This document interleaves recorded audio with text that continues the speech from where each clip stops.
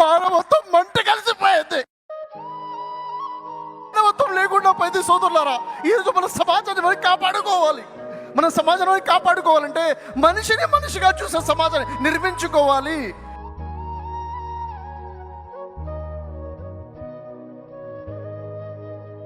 దైవజనులందరికీ కూడాను, ఇక్కడ నుండి విశ్వాస సోదరులు, సోదరిమణులు, చిన్నలు, పెద్దలు ప్రతి ఒక్కరికి కూడాను వందనాలు తెలియజేస్తున్నాను. నేను మీ సహోదరుడు, మీ బ్రదర్ షఫీని. ప్రవీణ్ పగడాల గారు నిజం చెప్పాలంటే వారు గొప్ప వ్యక్తిత్వం ఉన్నటువంటి వ్యక్తి. వారి గురించి నాకు తెలిసిన, నేను తెలుసుకున్న విషయాలను బట్టి చాలా గొప్ప వ్యక్తిత్వం విషయం. అందరూ అనుకుంటుందంటే ప్రవీణ్ పగడాల గారు ఇప్పుడు మన మధ్యలో లేరు అనుకుంటున్నారు. నేను ఆ విషయాన్ని ఒప్పుకోను. ఎందుకంటే వారి భావాలు, వారి ఆలోచనలు, వారి మాటలు ఇప్పుడు మనతోటే ఉన్నాయి.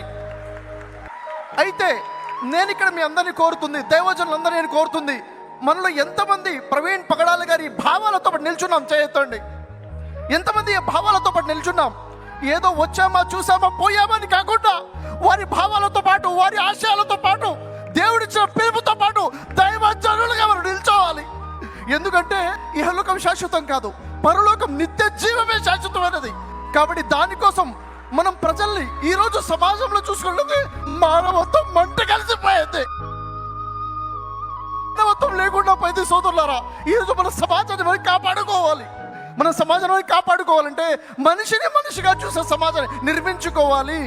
ప్రజల్లో మానవత్వం చచ్చిపోయింది, ధర్మం కనుమరుగైపోయింది. నిన్ను వలని పొరుగువారిని ప్రేమించుము అన్న ధర్మాన్ని మన ప్రజలకి పరిచయించాలి. దీనికోసమే మన ప్రవీణ్ పగడాల గారు పాటుపడ్డారు. వారు చేసిన ప్రయాణం ఊరూరు తిరుగుతూ ప్రజలకి పరిచయం చేశారు. ఇహలోకం కాదు నిత్య జీవం గురించి మాట్లాడారు. ఇహలోకం కాదు నిత్య జీవం గురించి మాట్లాడారు. సోదరులారా, సోదరిమణులు, బిగించాలి. ధర్మం కోసం ఏదైతే నిల్చున్నామో, మనం ఏదైతే వి వాంట్ జస్టిస్ అని అంటున్నామో, దానికోసం ఇప్పుడు ఏదైతే ఐక్యత మనలో కనిపిస్తుందో, సహోదరులు కలిసి ఉండుట ఎంత మేలు, ఎంత మనోహరము. మనం అందరం కూడా శ్వాసలు అనేక సంఘాలుగా విడిపోయి ఉన్నాం కాదు, మనకు కావాల్సింది ఐక్యత. సోదరులారా, నేను మీ అందరితో పాటు కలిసి నిల్చున్నాను అని చెప్పడం కోసమే ఇక్కడ వచ్చాను. మీ అందరితో పాటు నేను ఉన్నాను అని చెప్పడం కోసం నేను ఇక్కడికి వచ్చాను. కలిసి నిలబడదాం, కలిసి ఐక్యత కోసం నిలబడదాం. మన భారతదేశాన్ని ఒక ఐక్యతగా చేసుకునే మనం పూర్తి ప్రయత్నం చేద్దాం. ఇహలోకం శాశ్వతం కాదు, పరలోకం నిత్య జీవమే శాశ్వతమైనది.